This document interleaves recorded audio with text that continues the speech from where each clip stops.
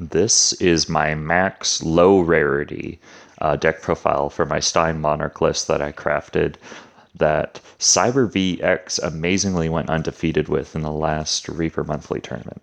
I'll just go over the card choices now. So I'm on 3 Dark Ruler Hades. Hades is super powerful this format just because the only other main deck threat that can attack over him that you'll see regularly is Bazoo the Soul Eater. So he just is such a big boy. And his main ability is he negates the effects of monsters destroyed by battle with fiend-type monsters you control. And this turns off Recruiters, Sangan, it turns off the D.D Banish Warrior lineup, and its biggest application is if it attacks into a Treeborn Frog, you turn it off forever. So he's just an overall super versatile card, and just because he has the extra 50 attack points, even if like a Dead Rat deck has Skill Drain up, he's still bigger than any other main deck threat they have.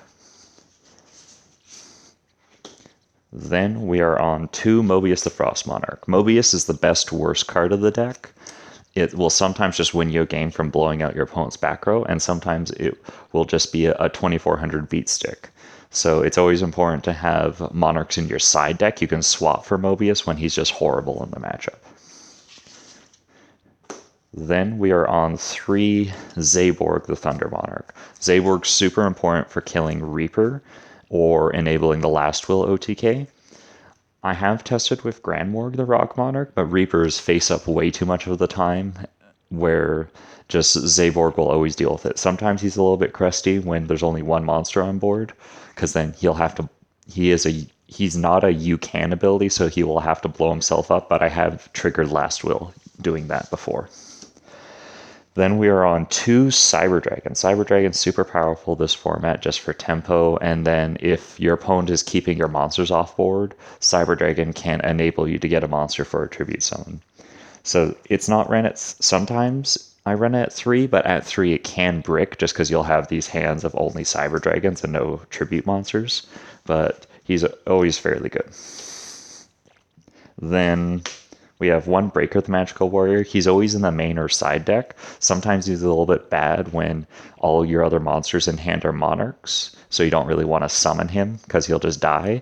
But he can hit Mask of Restrict and is super good against Burn and other decks, so he's always somewhere in the deck. Then we have 2 Mystic Tomato. Mystic Tomato is like the glue that holds the deck together because he can fetch Sangan to get into your Treeborg Frog line.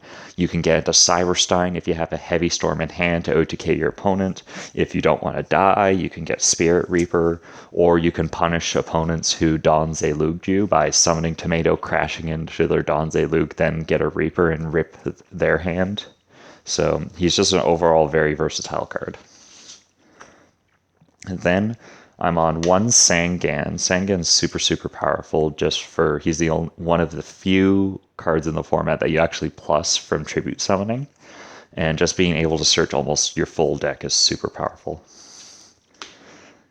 And then we're running 1 Exiled Force. This is just to have a removal option from Last Will.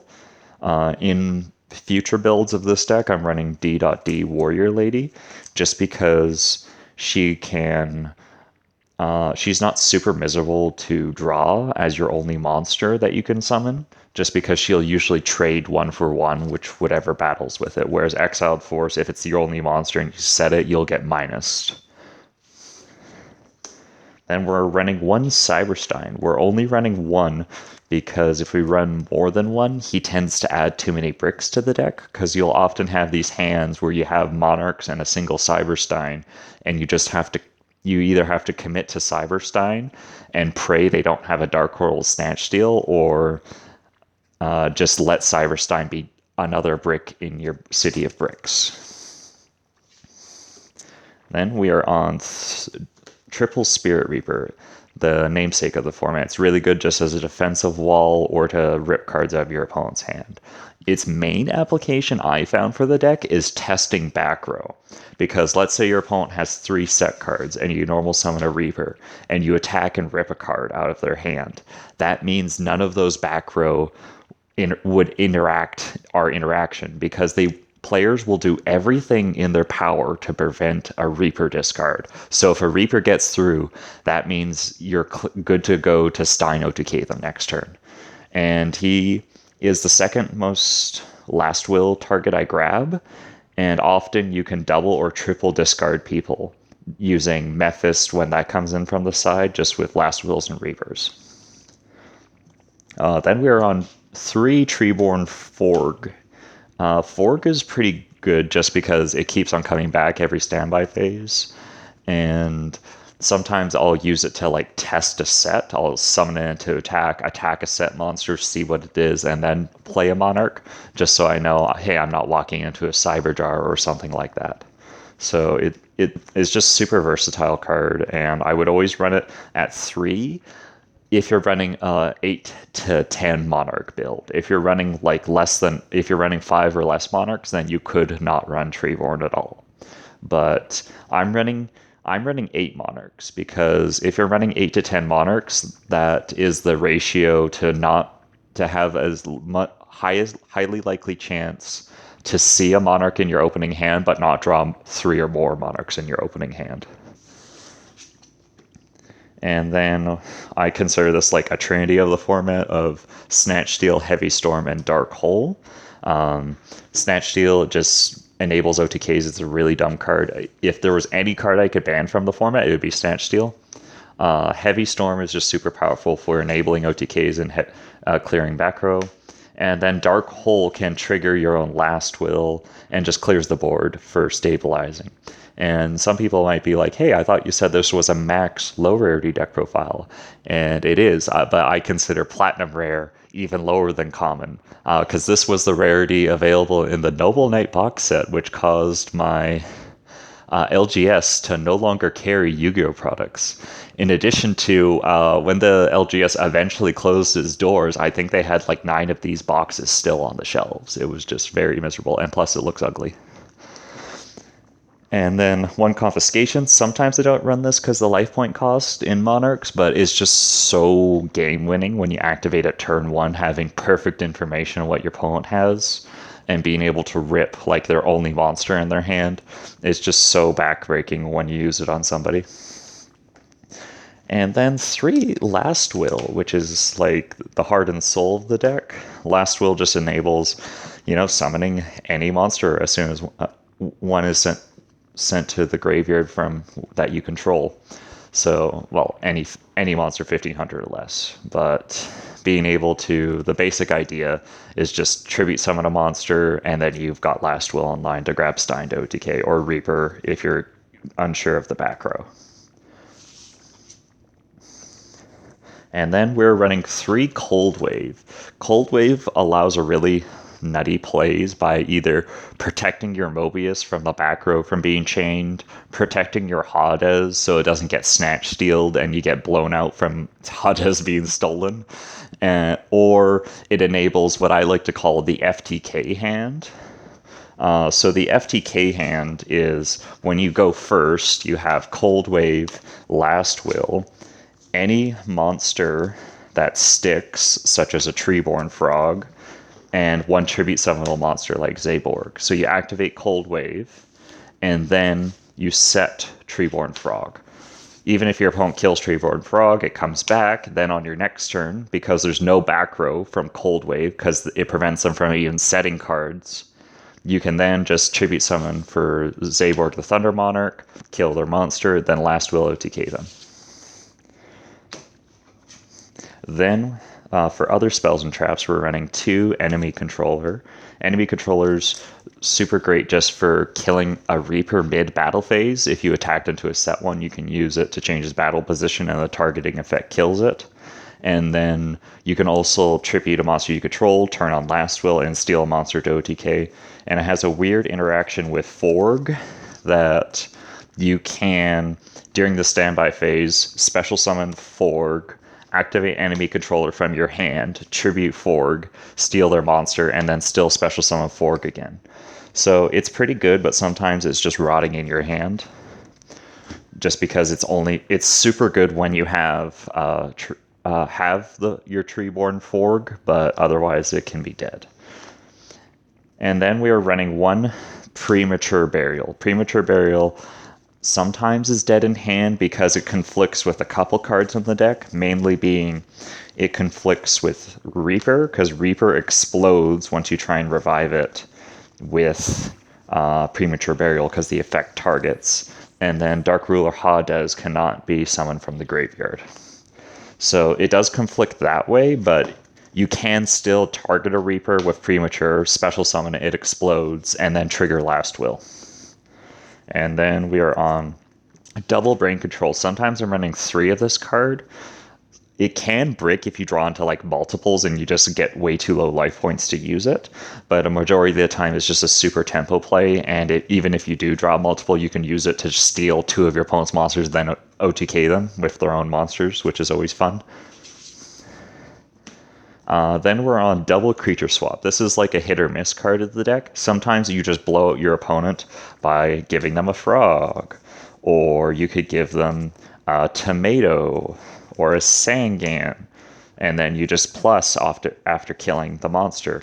But something cheeky I've done a few times is summoning an attack mode Reaper, giving it to them, and then attacking to the Reaper, or summoning Stein, paying 5,000, getting your fusion, giving them Stein, then killing them.